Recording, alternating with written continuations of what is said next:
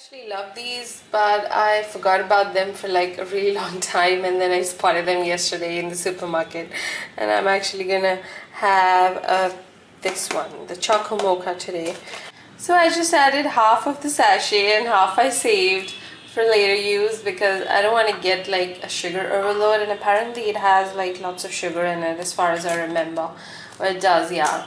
I'm adding the hot water.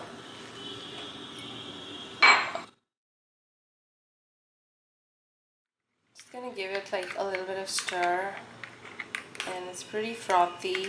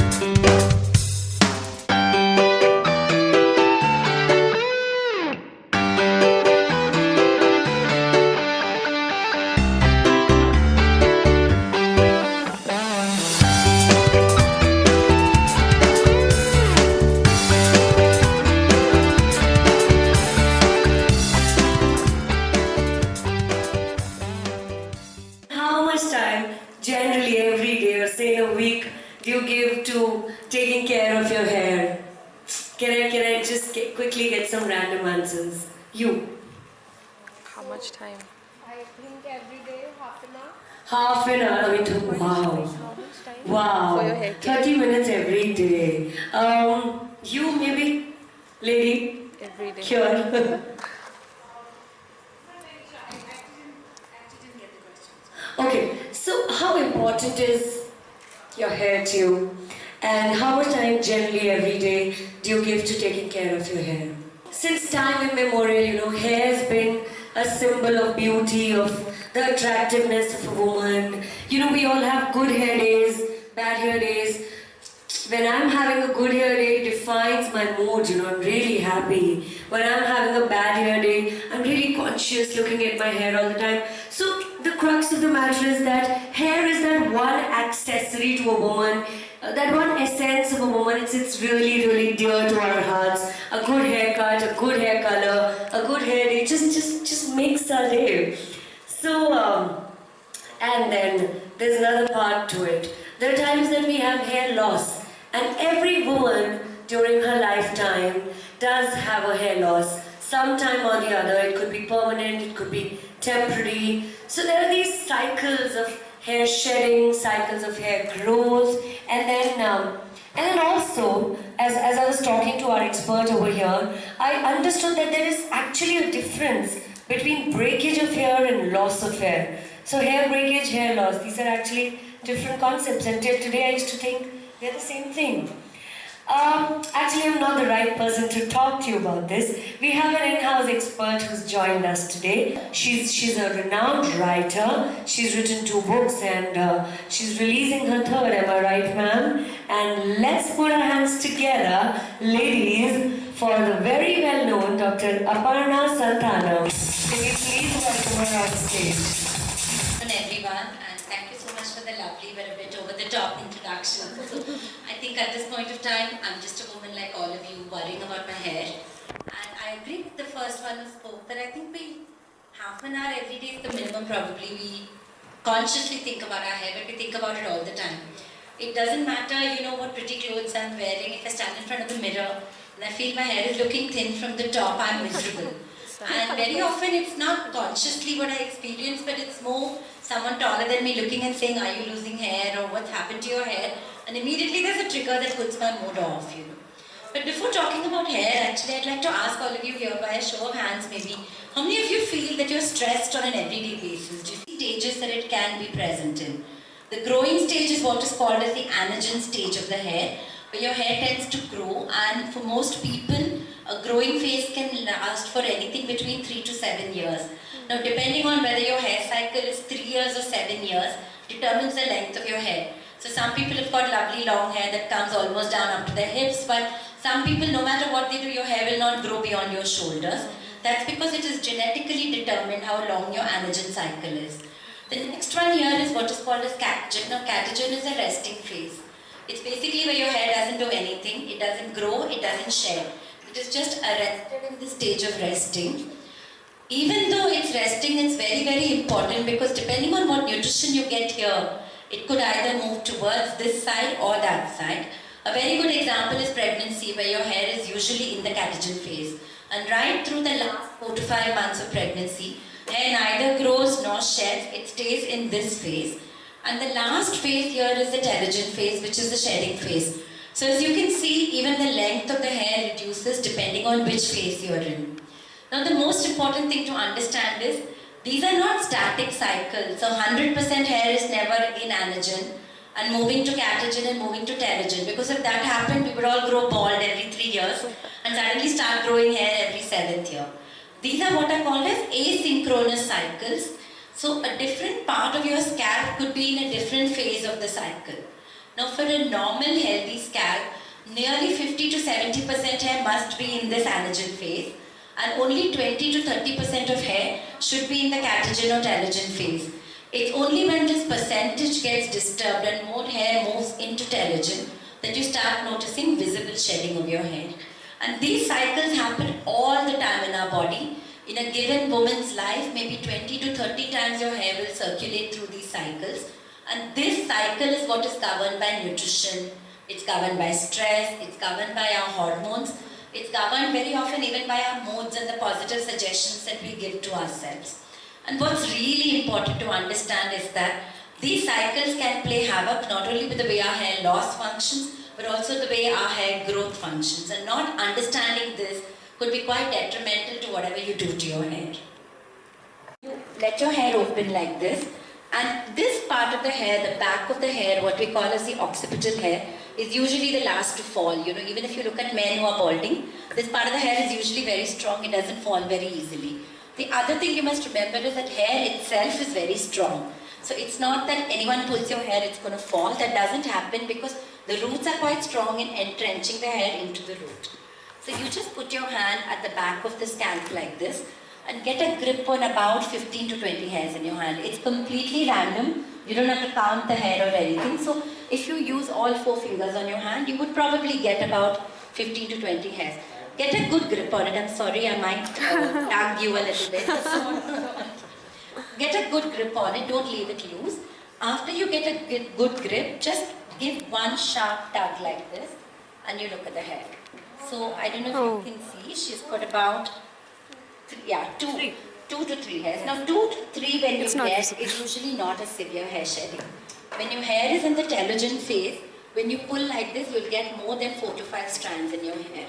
It's a very simple practical test, but it works every time. And you know, when I demonstrate it to patients, the ones who come with hair loss definitely get more than 4 or 5 strands. You could also repeat it in 2 or 3 places to just ensure that you've got the right result. It's a very simple test called hair pull test, but it really tells you whether your hair is in the shedding phase or the growing phase. Oh wow, I mean... Maybe, but no, I came to know no celebrities coming.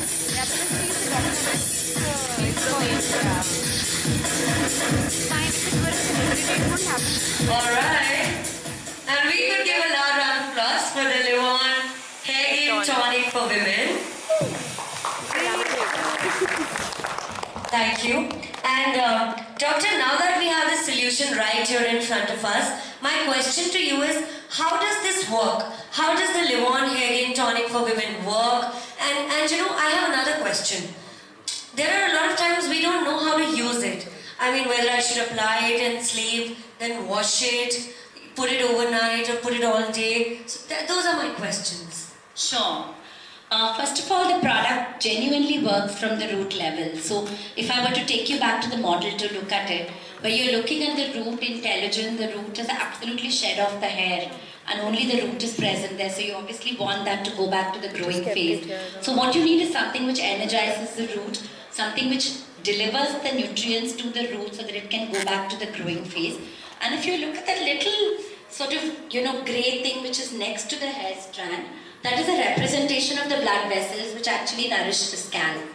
Now, most of the time, any nutrition that we take in, it has to be delivered to the hair root by the means of the blood vessels. So even when you apply something on your scalp and it penetrates into your hair, the blood has to pick it up and deliver it to the root actually. So what the active ingredient, which is a root energizer that the tonic does, is that it increases what we call as the vascularity around the hair roots. So it increases the functioning of the blood vessels so that they can deliver the root energizing active directly to the root. And by doing that, it ensures that a follicle which is in the shedding stage slowly gets the nutrients to take it back to the growing stage. And once the follicular character changes to growing, then the hair also starts growing. Now what must be understood is that the moment you stimulate a root, you cannot get a visible hair immediately. It does tend to take time, which is the reason we say that any product that you use for hair loss has to be used and for you're a not minimum supposed to period touch of it with 3 your weeks, hands. 3 months or 90 Let me days. just read it. But the important thing is that if the product is really I'll effective, tell you. it will show you a visible difference Does it contain within 90 minoxidil? days, which is what this product has done through all of the scientific studies that MINO? we've conducted on it. It definitely works, and we call it the 90-day challenge, where you can actually use the product and see that your hair is going back to the growing phase within a period of 90 days. The second important question that you asked me is how to use the product. And this is actually a pain area, even for people who manage to land up with a dermatologist and use dermatologically delivered products for hair growth or hair loss. The biggest problem is how do you apply it? If you apply the format that we get in most of the hair loss products, they need to be massaged into the scalp. They tend to make the scalp a little sticky, they tend to make your hair a little sticky. So mostly people want to know, okay, so if I've applied it today, does it mean I have to wash my hair every single day? Because a lot of people also don't like to wash their hair every single day. They feel that it promotes more breakage. The wonderful thing about this formulation is that being in a tonic formulation, it can be left on your hair and scalp for 24 hours. It really does not alter the appearance of your scalp or hair, and because it can be left all day long, it also tends to give you a more steady effect in terms of the actives it delivers to your scalp. Otherwise, what happens most of the time is because you have to wash off the product after a certain amount of time, or you have to use a product which is post-wash product, then the action kind of tends to degrade over a period of time. But here, if you use the product as directed in the product insert, it really acts for you round the clock without altering the appearance of your hair. And no matter what you're doing, it continues to deliver the root energizers to ensure that your shedding hair goes back to the growing phase. So doctor, I'm sorry I'm asking you too many questions. That's why I'm here today. Absolutely. So one last question. As you said, we can leave in the product all day long and it works, it gives us root energizers all day. Would it change the texture of our hair or the appearance, the way my hair is looking?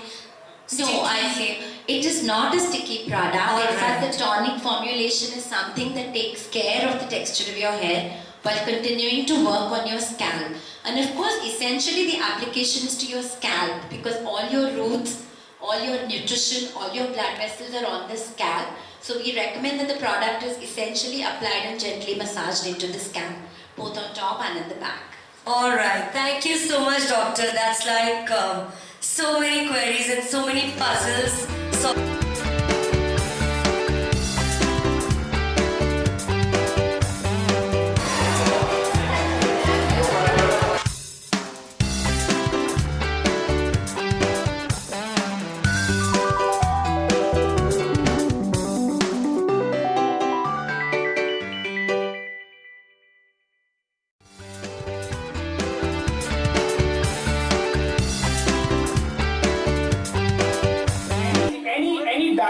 About songs is incomplete without me talking about my favorite songster of all time, and his song was just performed right now. His name is A.R. Rahman. Any A.R. Rahman fans here?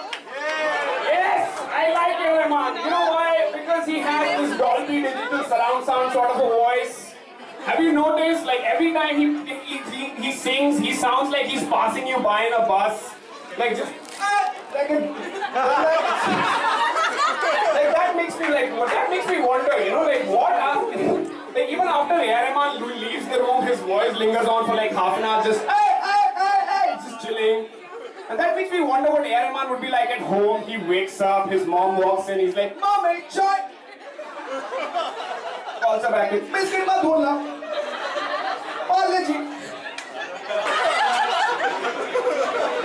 But the great thing about Rahman, I think, is that like my first introduction to Rahman was this song, okay? Like, what language is this? It's not Tamil, okay? Don't bullshit me. That's the sound you hear before you get murdered in a forest. Like, you're dead, okay? It's gone. Rahman really needs to hire a lyricist, okay? In Slumdog Millionaire, there's a song that literally goes,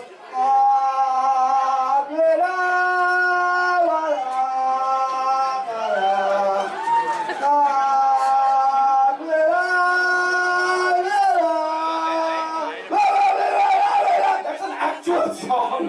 He really needs to hire lyricists, and I think like Rahman has this like magical property. You know, some elements try to like mimic other elements around them. Rahman is one such element. Okay, he can make other people sound like him. Like, and the best thing about Rahman, I think, is the fact in his songs there are no male singers and female singers. There's always a male singer and a female host. And then there's like a female singer and a male host. For example, male singer, female host. For every heavy set male voice, like S.P. Balasubramaniam, going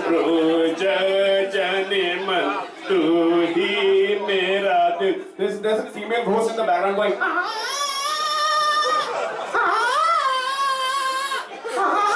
that's not singing, that's falling. They're like female singer, male host. For every heavy set female voice, like Kavita Krishnamurthy, who sounds like she went to college. I don't know. Okay, she's going. There's a male host of Shankar Mahadev in the background going.